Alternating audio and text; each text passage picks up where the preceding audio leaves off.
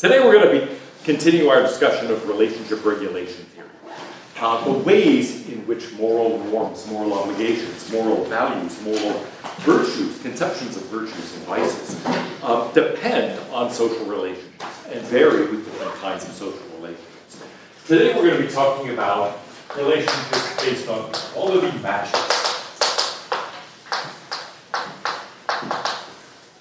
Recall that there are four kinds. When we were thinking about Confucius, we said there is the sort of utterly communal relationship you have with yourself and maybe a few others who are very, very close to you. There are relationships with family and friends that have this vertical dimension, authority ranking, which we talked about last time, and the horizontal dimension, which is equality matching. And so it's what Confucius would have referred to as fraternal submission that we're going to be discussing today, and the various dimensions of that in organizations. And then, of course, there's just the relationship you have to other people. And next time we'll talk about that market pricing relationships, where really there is, in a sense, no particular relationship you have, and you use a different and more complex set of concepts in dealing with all. But today, equality matching. So what are some cases where we encounter equality matching relationships? Examples of these, where that's the natural way to think about things. You think of things that of people in this relationship as existing on a par, as being peers. And in some sense then, trying to maintain some sense of equality among peers. Yeah? Co-workers? Good.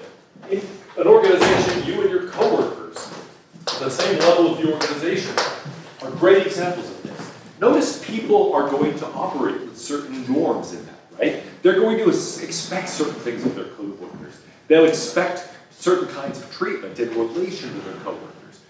And if things get too far out of bounds in that respect, they get upset.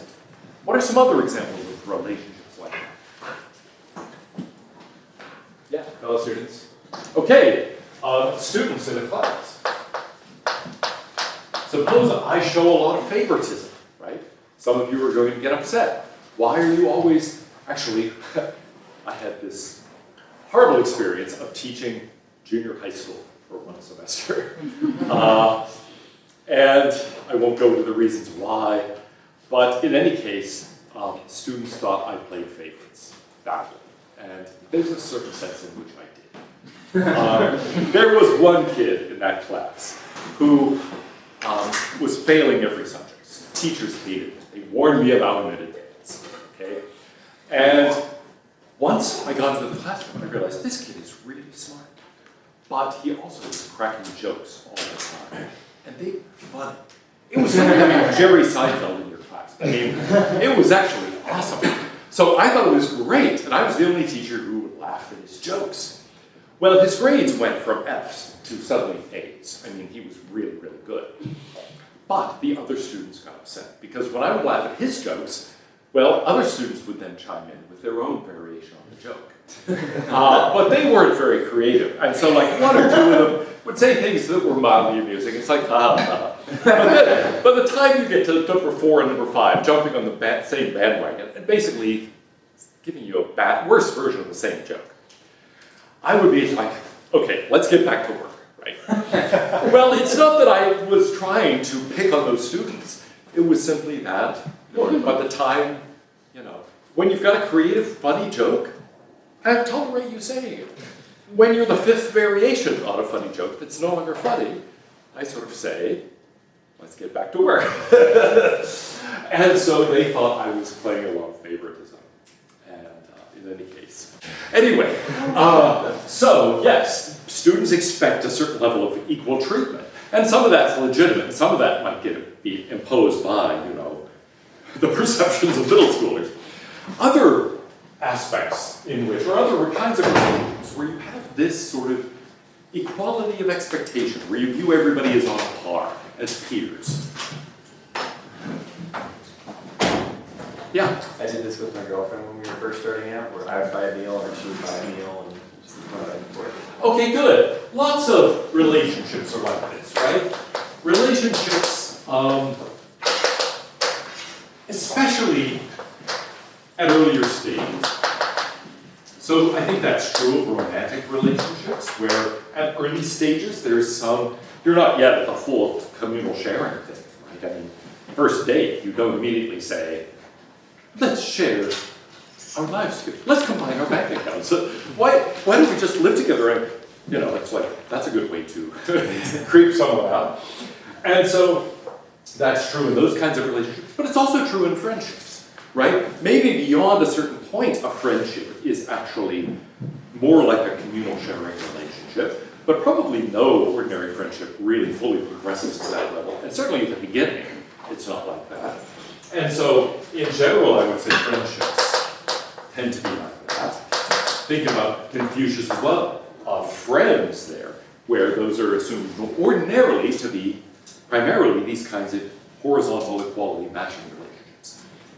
And in fact, that suggests another example, right? Within the family, siblings, or for that matter, cousins, other people of the same age cohort, you might say, within the family. And so siblings might be another good example of this. But really also, as I mentioned, cousins and others who are kind of at the same level, but maybe less intimately.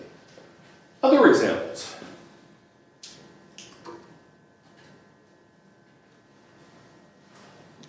Yeah. I mean, it's just like buying something in a way, like giving something to get something. Is that kind of what this is? Ooh, okay, good. Ordinarily, when we buy things, we're concerned about prices and other things like that.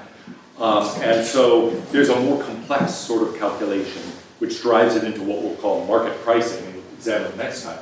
But you're right when there is not really a concern about prices, right? When we don't worry about this. In fact, what's characteristic of this is trying to maintain some even balance. But it's not really a question of ratios or proportions or something like that. So there are, most market relationships, buying and selling and so on, involve prices and proportions, but not all. Suppose we think about more informal exchanges. So for example, you're carpooling with some people, right? And you sort of say, okay, we'll pretty much split the driving equally, and we'll split the cost of the gasoline equally. That's a case of an equality matching relationship, where if somebody's sick and somebody else has to drive an extra day, you don't really worry about exactly the details of, well, then you should contribute more for gas and so on and so forth, right? You don't worry so much about proportions. Or a barter exchange can be like this. Hey, you mow my lawn and I will take out your garbage or something. Or within a relationship, you take out the trash, I'll mow the lawn. Or you clean the cat's litter boxes and I'll do the dishes, or whatever it is, okay? And that kind of thing is this sort of exchange. So you're right, as long as you don't, as he puts it, if you're exchanging apples for apples, that kind of thing, then it stays within this realm. If you're doing apples and oranges, and you're thinking, ooh, how much of this compares to how much of that, then you kind of get pushed beyond this to market pricing. But a lot of friendship things involve this sort of, or for that matter, things in acquaintances. One thing he mentions is invitations to dinner. You invite me over to your place, I feel like maybe then I should reciprocate by inviting you to my place. And I don't really think in terms of, oh gosh, you served an expensive cut of beef when I went over there, so I better have an expensive meal. We don't worry about proportions so much as just thinking about the matching. By the way, I'm at a terrible disadvantage of that. My house is filled with cats. I never invite people over. Even people who don't have cat allergies develop by walking into my home. So that makes it sort of hard for me to reciprocate in that way. But that kind of reciprocation, which often does look a bit like a sort of market transaction, trading of a kind. Other examples of this, yeah? What about like legal situations, like as a citizen? Good, okay, excellent. We expect equal treatment in legal proceedings, for example. We expect equal treatment as citizens, equal protection of the laws, and so on. And so in general, you might say, wait a minute, there are a lot of dimensions at least in which just fellow citizens expect to be treated this way. And in fact, it can go beyond citizenship. And that brings out another important dimension of this. But yes, we can talk about fellow citizens. or for that matter, just in general residence, et cetera. And the reason I let that tail off is that we then start thinking, well, wait a minute. For example, citizens have the right to vote, but even non-citizens have the right to equal protection of the laws, and it's not legitimate to actually jail them without due process and things like that. And so we start thinking, well, there are certain dimensions of equal treatment. In other words, we can say there is a kind of peer equality relationship. We try to keep things in even balance. But even balance of what? What are we trying to keep equal? So one question that arises here that doesn't arise for communal sharing, doesn't arise in authority ranking exactly, although something like it does, is the question of equality or an even balance of what? And you might say different things apply to different kinds of relationships. So as soon as I say, yeah, we're all on a par here, you might say, okay, good. Then we're going to try to maintain some even balance among us. But in every respect, do we say, wow, your hair looks good today? So everybody else, come on, comb your hair. We got to be equal in this respect. No, we don't do that, right? And so we only care about certain dimensions of equality. And there is a place where there's a place where we can allow for a lot of variation according to context and according to cultural values. And so in one setting, we might care about an equality of inputs. Okay, everybody's making an equal contribution. Everybody's working equally hard. In other cases, we might say, no, I care about the product. Everybody's doing an equal amount of work. But of course, for one person, that amount of work might be easy. For others, it might be hard. So let's say we're all on a project. This is a good example of this. We're all on a volunteer project helping to, I don't know. Let's say hard times come to the university. We can't afford to take care of the grounds anymore. And so students and faculty together say, it's okay, we'll do it. We'll cut the lawns, we'll plant the bushes, we'll do the weeding, we'll take care of the grounds, okay? It would look terrible after a year of this, if the faculty has any role to play. But anyway, suppose we do this. Well then, what do we care about? We want everybody to pitch in, right? Everybody to take their turn. And turn taking is something that is often characteristic of these in some contexts. But now, what do we care about? Do we care about everybody doing an equal amount of work? That is to say, you take care of this part of the lawn, I'll take care of an equal part over here. Or do we care that you put in an equal number of hours? Some of us might be a lot faster at doing the work than others. So what do we care about? And similarly, we might say, well, yeah, maybe we want to be equal in a different sort of sense. Maybe we want to say, we have an equal chance. So we have a lottery. We pick names out of the hat and say, aha, today is your day to take care of the lawn, right? And it might be that there's an equal chance, and maybe your number comes up twice, and other people's number hasn't come up at all. So it's something, wait, I have to do it again? I did it last month. We got 50,000 students. Why is it my turn again? But you might say, well, the chances are equal. So in short, we might care about lots of things. We could care about equality of time, of effort, of product, of reward, of chances, and so on and so forth, right? There are many, many things. And similarly, in a court of law, we demand equality of, well, what exactly? Not in the end equality of judgment. It's not as if, we expect the punishment of the guilty to also be applied to the accuser. So what is it we're demanding equality of when we say equal protection of the laws, justice should be blind? Yeah. A process? Good, of a process, of, you might say, being heard. We have various ways of thinking about equality within the context of a legal process. Okay, so those issues all arise in all of these contexts. Now let's think about the norms that are associated with these kinds of relationships. Let's start with a simple example like sibling relationships within the family. What are the norms that govern your relations to your brothers and sisters? or for that matter, within friendships, to your close friends, let's say.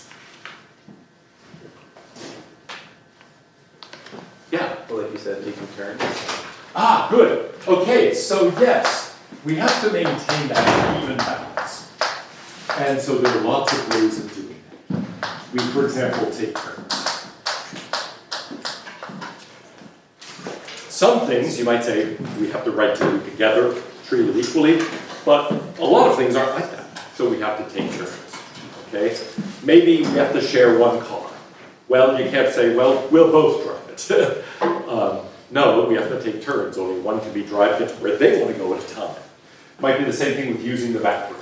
Okay, we got to take turns. We aren't going to both do it at once. And so on and so forth. So there are lots of cases where we have to take turns to make things come out equally. What are some other norms? Yeah. Kind of like paying back, like, if I go out and eat lunch with my friend and he pays, I'll pay him out next time. Or like my friend drove me to Firehouse like Tuesday, so I come on his drink while we're there. Okay, good, good, good. So yes, we maintain even balance not only by taking turns, but also by that kind of reciprocity. By, you might say, yeah, how did you put it at first? It was a nice phrase. You sort of... Paying them back. yeah, paying them back. So...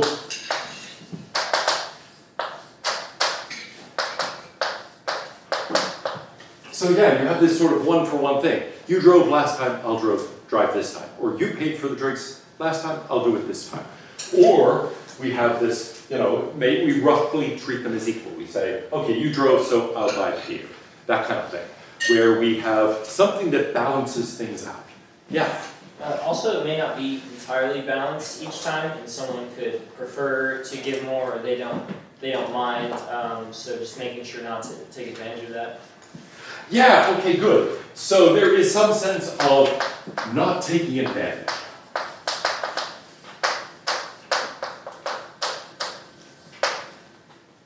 And here there is some intriguing psychological research.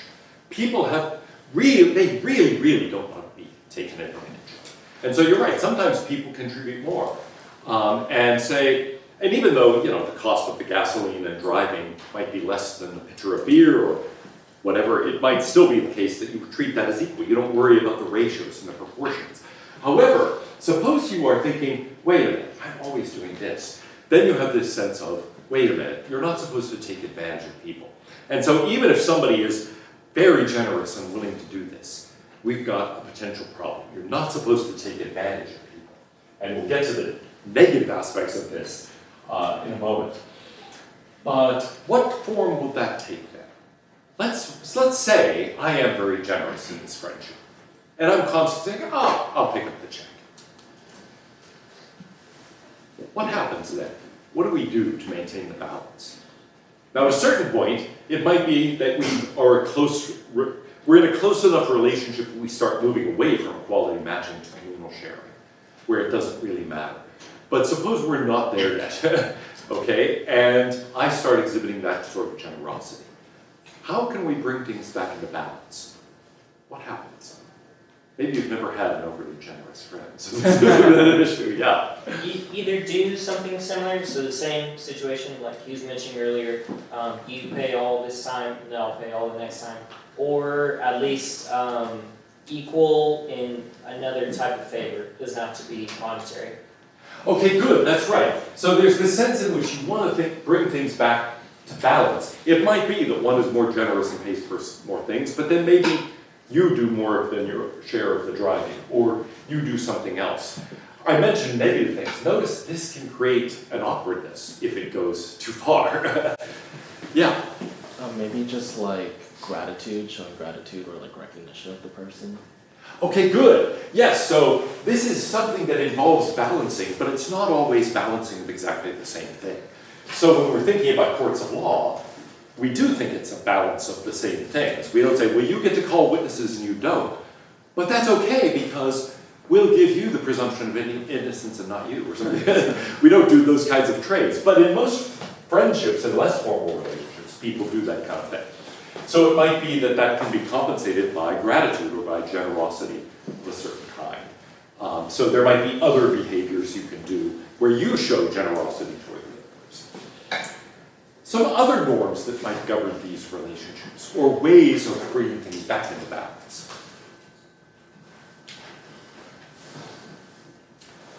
Yeah. I feel like the golden rule or silver rule would be really good. Like treat others how you'd like to be treated. Ah, good. So if we think about something like that, treat others as you would like to be treated. There is a sense in which that's a strong equality matching idea, right? Because you're thinking, I am going to treat you how? Well, I think, how would I like it if I were on that end? And I'm basically putting us on a sort of par and saying, I have to think about us as equals.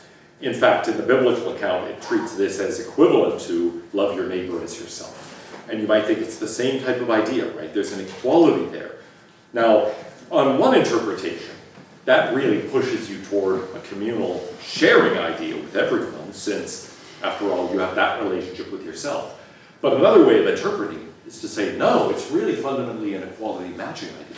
Don't put yourself in a privileged position or think you deserve more. Instead, realize everybody else deserves every bit as much consideration as you do. And so, yes, another way of thinking about a norm here is to think something like the golden rule is really a norm that governs these kinds of relationships.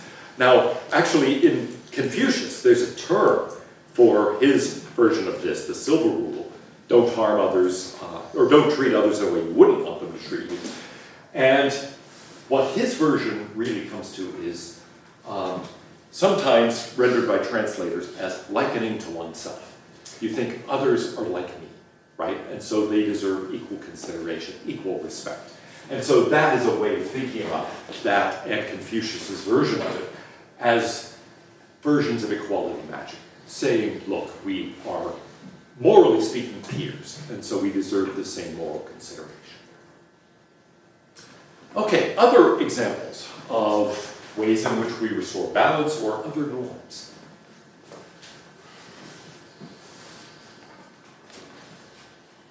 One way to think about it is think about the downside. So, go back to the family, you and your siblings. When do people start feeling resentful? When do they get upset about either the behavior of a sibling or behavior of the parents or somebody else for that matter? When they're contributing much more and or the other person's contributing just as much as they are but taking more out of whatever the product or situation is. Ah, okay, good. So let's think about problems. Often we can think of the positive side of things more easily than by thinking about the negatives. In general, in ethics, that's a really good strategy. You want to understand the positive values operating. Think about when things go wrong and try to figure out what happens there. I don't know why human beings find it so much easier to think about the negative cases than the positive cases. Or maybe it's just me. It's kind of like, yeah, I find it much easier to think about a problem than to think about things where there are no problems. Right? If everything's going well and somebody says, why is it going so well? I think, I don't know. But if there's a problem, I can think, well, why do we have a problem? Right? It's kind of like, yeah, wait a minute, if the bathtub is leaking, I know how to think about what the problem might be. But if it's not leaking and somebody says, why isn't it leaking? I don't know how to answer that question. So often it's true in philosophy too, right? It's the same kind of thing.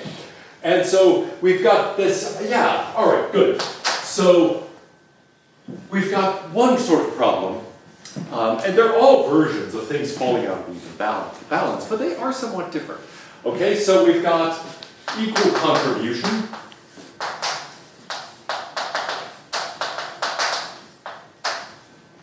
Unequal reward. And of course, there we've really got two versions of this. We might be getting too much. We might be getting too little.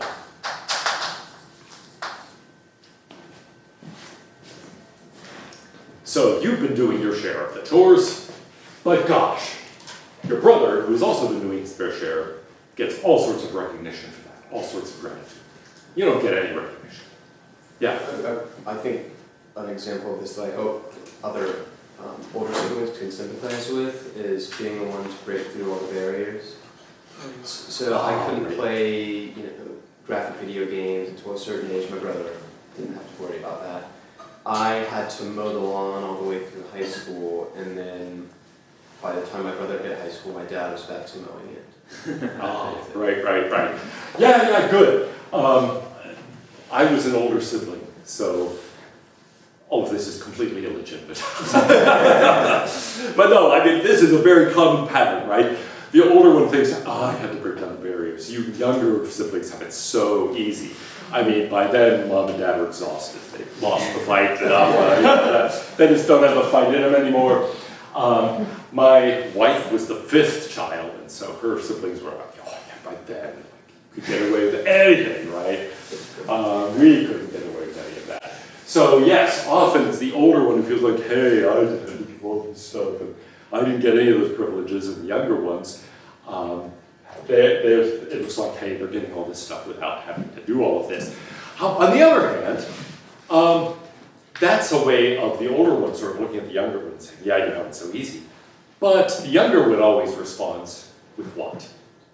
With birthright? I don't. Yeah, by making the older one sell away his Yeah. For soup. for porridge, yes. Yeah, well, I can tell you stories about that, but nevertheless, think about, yeah, how does it feel to be one of the younger children? My wife tells me this all the time.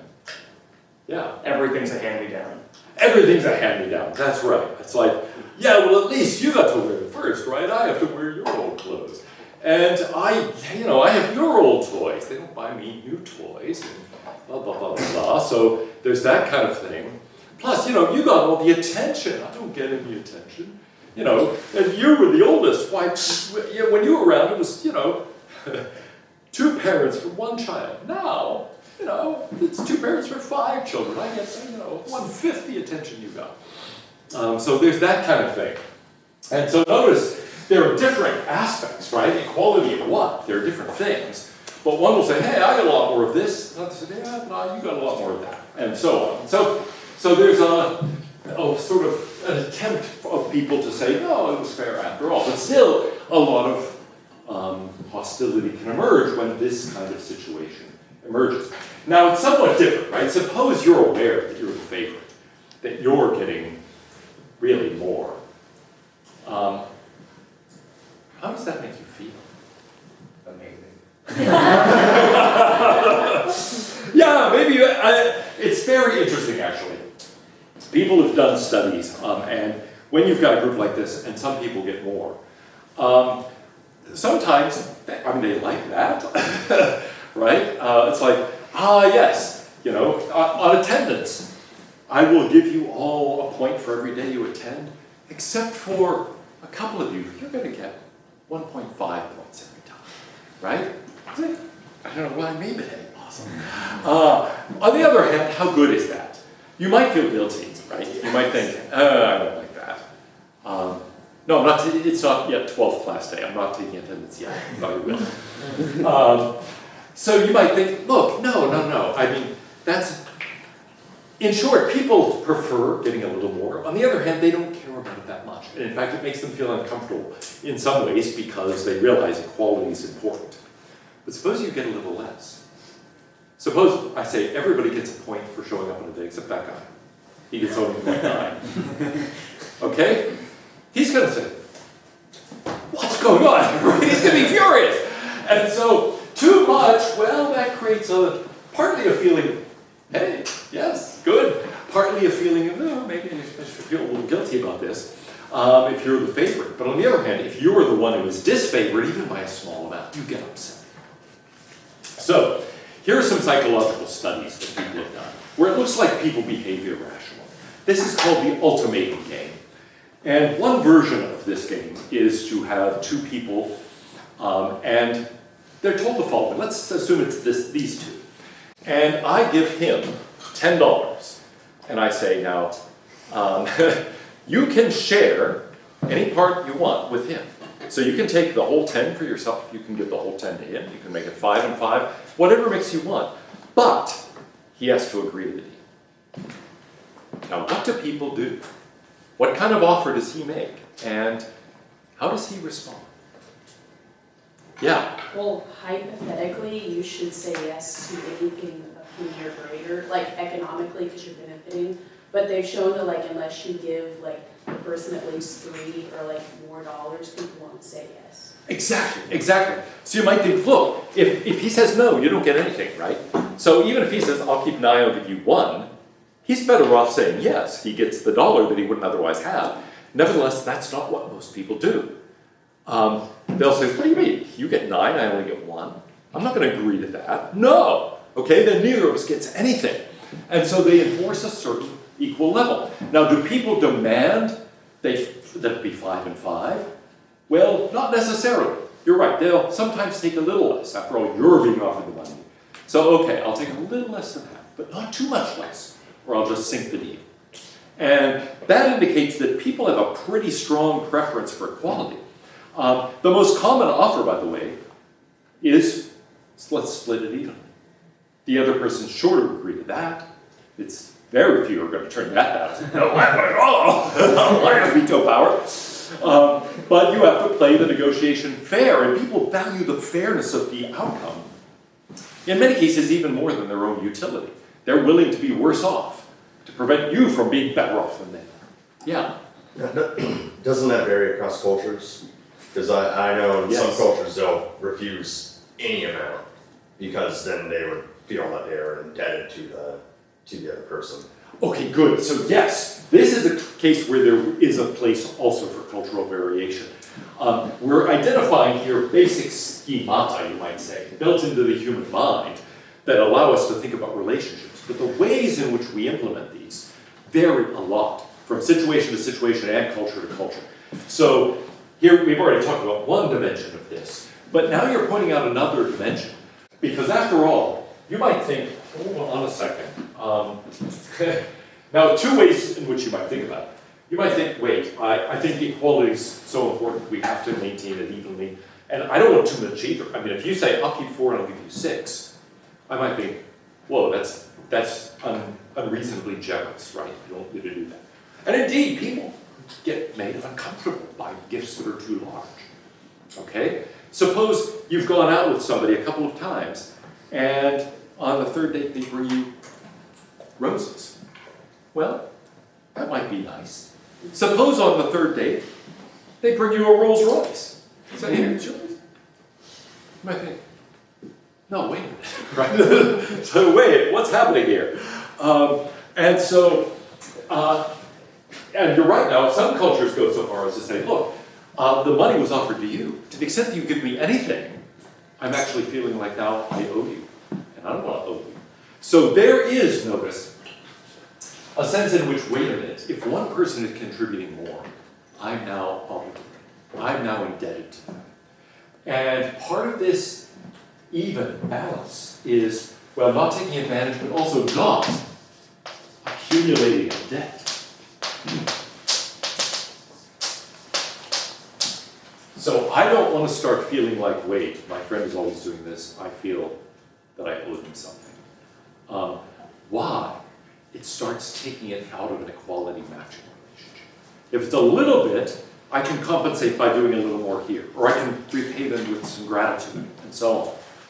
But if it goes too far out of whack, I might think, well, a thank you doesn't really do it now.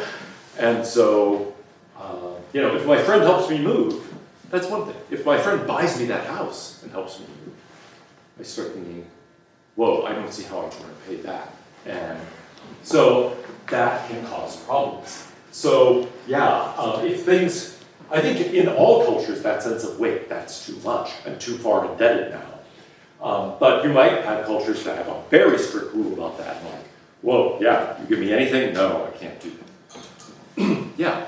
That's such an interesting thought, how you, it illustrates the principle of even too much of a good thing is not so good. Like you might think, oh, I'm being so generous, but then I have to think about all the implications. And I also think in conversations, it's good, like conversations is another kind of calling back. You don't want to always talk about yourself, and they always should be talking about themselves, but then even you can take that too far, and it sounds like an interview, like, where'd you go, where'd you live? And then, whoa, what's your favorite, and then it's like, whoa.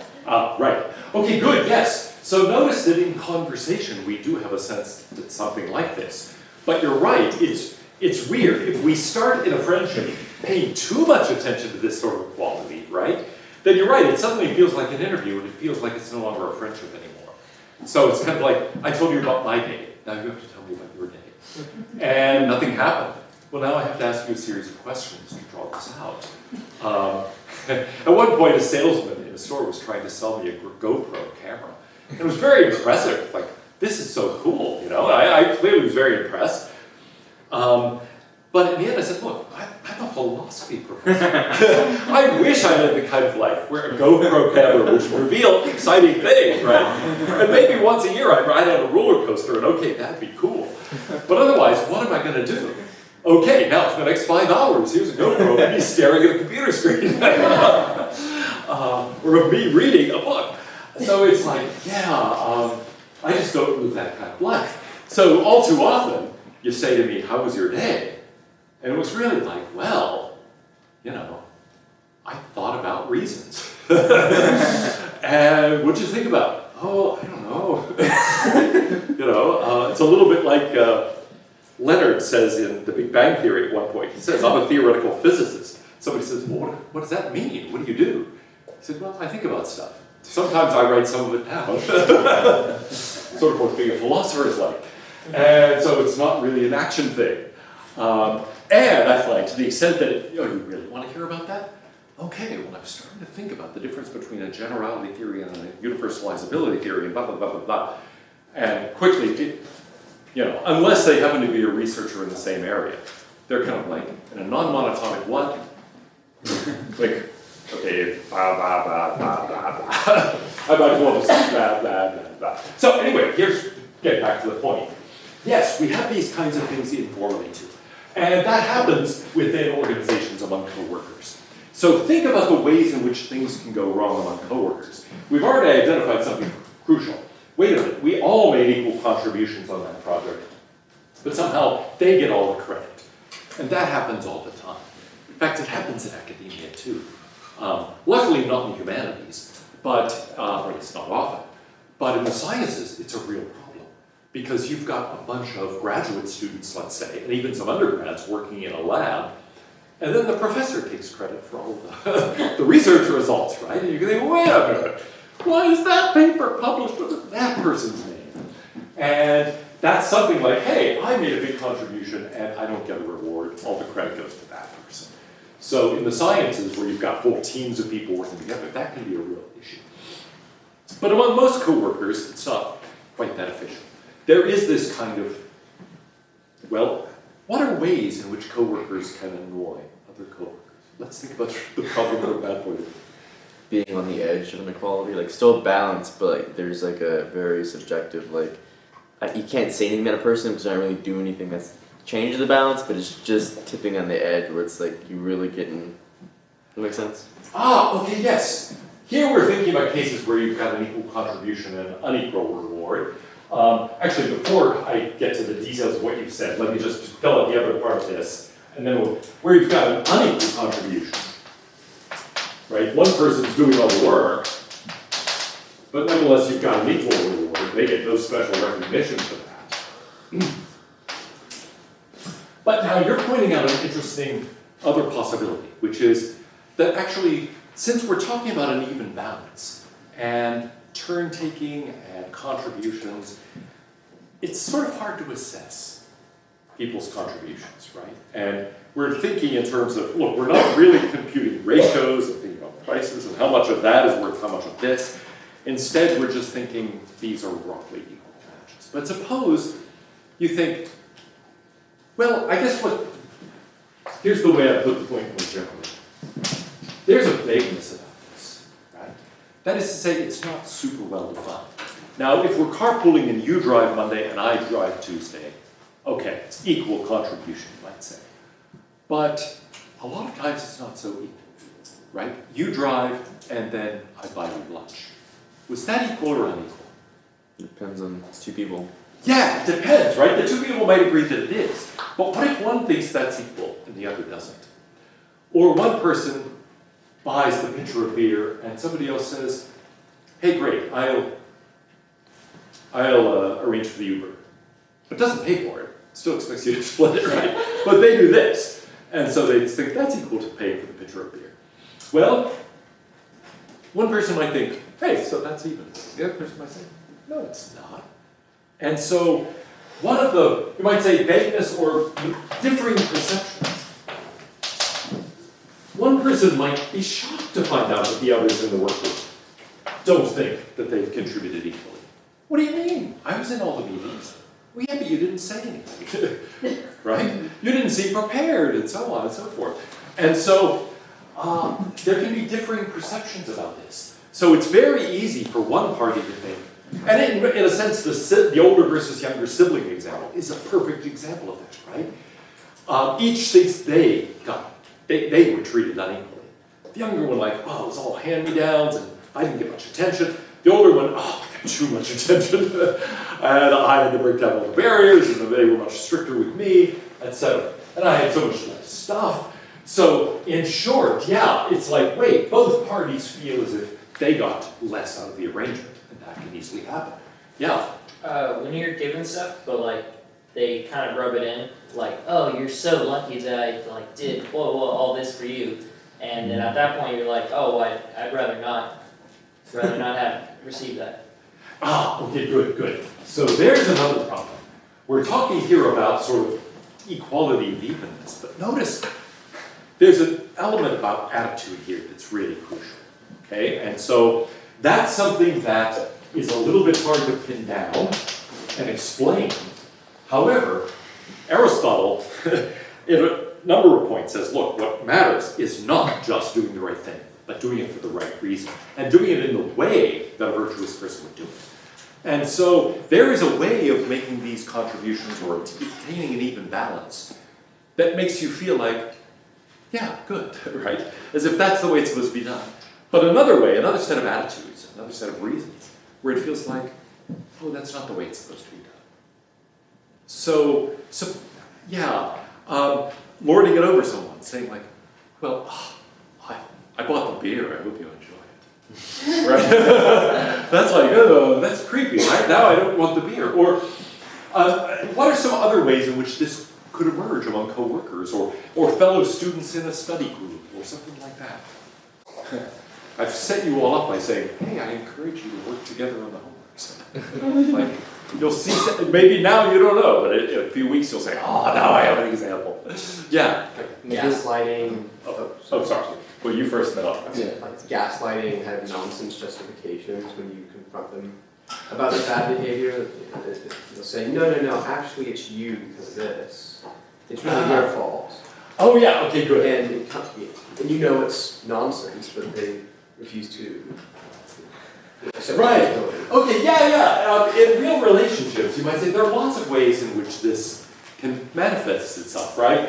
Where the person takes this sort of superior attitude, or where there is a bit of gaslighting, and if you don't know what that means, there's a marvelous movie called Gaslight that you really need to watch, where Charles Boyer is this guy who who's the woman? I don't know. Was it Ingrid Bergman? Anyway, is paying her all sorts of attention and convinces her, and in fact he's doing terrible things, but convinces her it's all in her head. You're hearing those noises again? We better take you to the doctor. I better give you more of this medication that will knock you out, and so on and so forth. And basically, in short, you say, well, gosh, it might take many forms in a relationship. Like, well, gosh, yeah, I did all the work last time, so this time you should work on this. So, no, you didn't do all the work, don't you remember? And we, no, I remember, you weren't there at the meeting, yes, I was.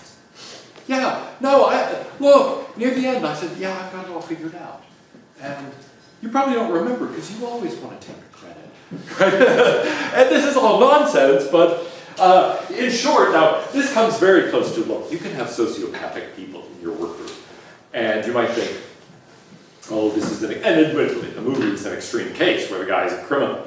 However, I've seen this happen more than you might want to admit. If it's true that about 3% of the population consists of sociopaths, then your odds of encountering one in a work group, even pretty early in your career, are fairly high.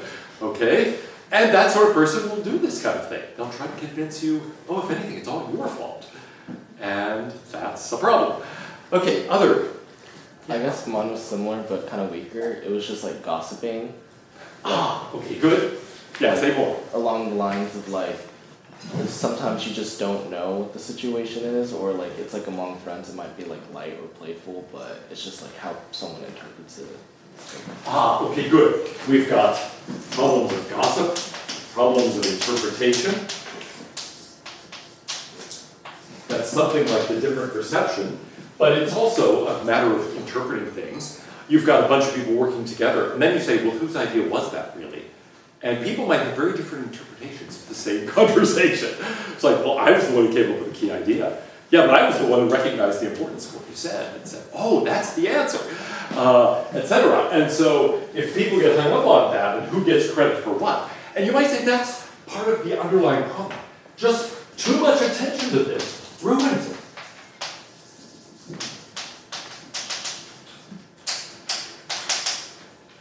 If people in the group start being too concerned about equality, right? Everybody's thinking, well, okay, look, all right, you came up with the answer to problem 1, so now you have to come up with the answer to problem 2, keep things even. You might start thinking, this isn't good, right? And it's the same thing in a sort of relationship. Okay, yeah, last time, you took me out to lunch, but gosh, my lunch came to $8.73. And now you ordered something that was $9.50. Well, now what do? It's like, wait, you're paying, no, it's kind of like you have to keep things even, but you also can't pay too much attention to this, because if you try to be too precise about it, all of a sudden it ruins the whole relationship. And it starts moving it out of this into market pricing or something else. You're starting to worry too much about the ratios. Okay, now there are a couple of things that are really, for the most part, we think of equality as positive.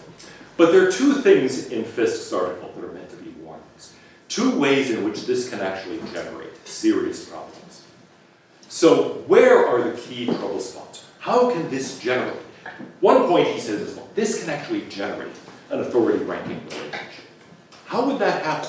How could a concern for equality matching push us into something like that? Something into an authority ranking hierarchical relationship? And then the second question is, how could this really devolve into destroying the relationship altogether? Yeah? Well, if you're like too in debt to someone, like then they're above you, yes. Okay, perfect. It has to do with this business of accumulating debt. Suppose things get out of balance enough that you start feeling like you're indebted to the person. Then what happens is this shifts it from that type of relationship to that type of relationship, right? Where you become dependent on them. So that person's always paying for the lunch. And they have a lot more money than you do, right? And so in a way it makes sense. They say, look, I've got a lot more money. So I'll take you out to lunch. Don't worry about it. Still, after a while, you might start thinking, I'm not really an equal partner in this friendship any longer. And so the equality matching ends up yielding to authority ranking, where who decides where should we go for lunch? Well, that person always pays, so really they should be the one to decide, et cetera, et cetera. Exactly right. If things start getting out of balance, one person starts feeling indebted in such a way that it threatens the relationship. Hence, some cultures saying, look, you should really worry about the too much and not just the too little. Because if the too little generates resentment, that generates the debt becomes a problem that can threaten a relationship. What's the other big source of trouble?